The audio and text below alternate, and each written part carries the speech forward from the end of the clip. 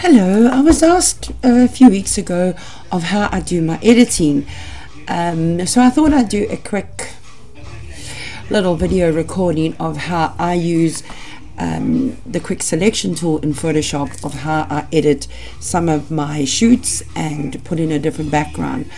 This is a cool background that I've chosen, that I've used to actually share with you, but running my own home studio, I only have a white background and it's not always what I want. So I do a lot of editing of my backgrounds. So also I've done courses in Photoshop, but I do not say I'm a fundi at all. I'm still learning, but at the same time I watch a lot of people give their ideas, and I've learned that way. So it's always good to go Google, go on YouTube, because someone's going to have the right way that you're going to understand, and you're going to be able to edit like a pro, as I always say. I feel I am. But I'm going to show you my way, what I taught myself using the quick selection tool. I just downloaded this picture from Google. I always duplicate my layer, so in case you make a mistake, you've always got your original.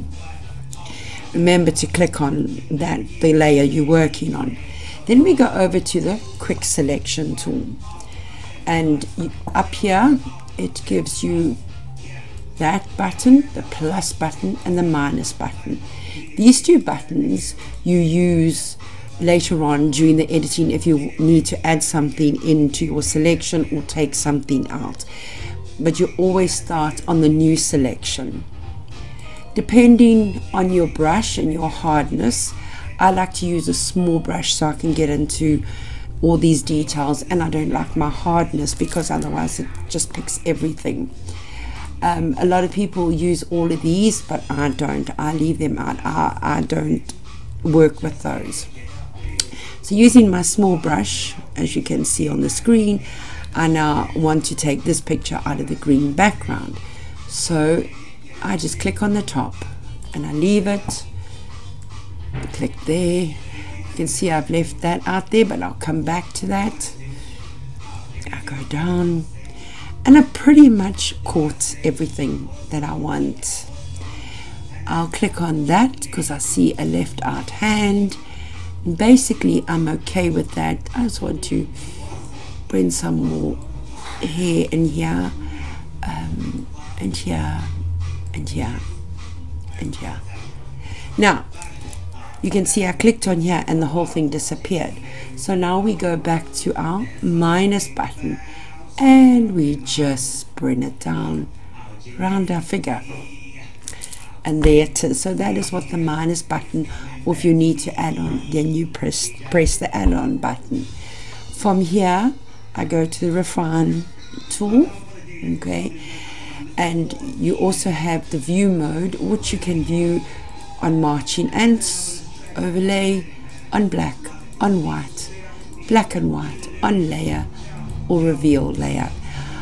I normally work on the black because then I can see from here if there's any shadows or whatever tidying, but everybody again I think has their own ideas of what to use. So once I've chosen my black, you put your smart radius on. A lot of people don't work with it, but I like to do it sometimes. I don't take it up too much because Photoshop is quite clever in a way of picking up the outline of a picture. Then we go back up to here and you have a rubber and a paintbrush. The rubber again is for things that you're going to rub out that you don't want in your selection or you need to add in. Again, you can use whatever size you want. I like to keep on the same size I started off with. Okay, so now if you look here, there's some coloring in. So I will move around here and I'll move around there. Do you see how it's starting to take that green out? Right, and round here.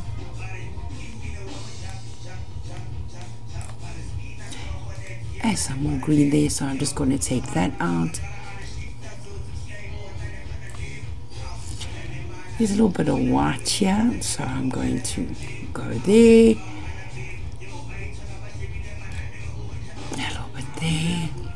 down. Okay, so I'm pretty much happy with it, but I'm going to go a little bit more here. I just want to take that a bit more and take it more there.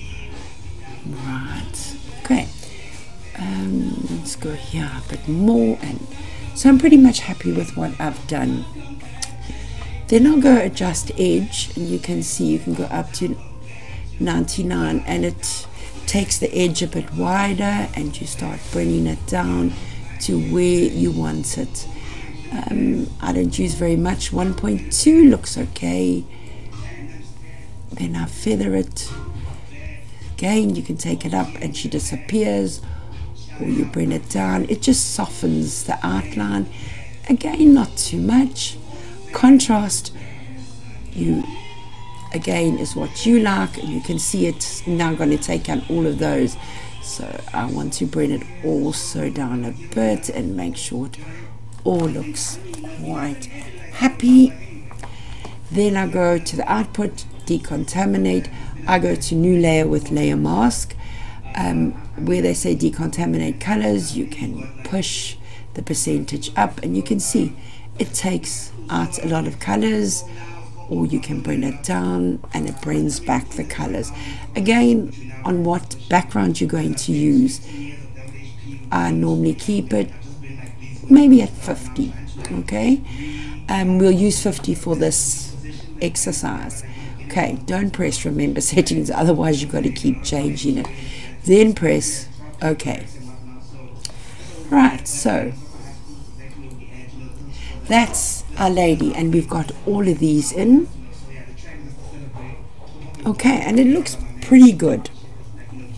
So now we're ready to put another background in, but I'm going to let you go and practice before I carry on with the next step of putting in a background. Is your step with the refining tool. I'll do a playback for you, and you can go over and practice it, and when we come back next week or so, I'll show you how to put in a background and how to fix it up from there.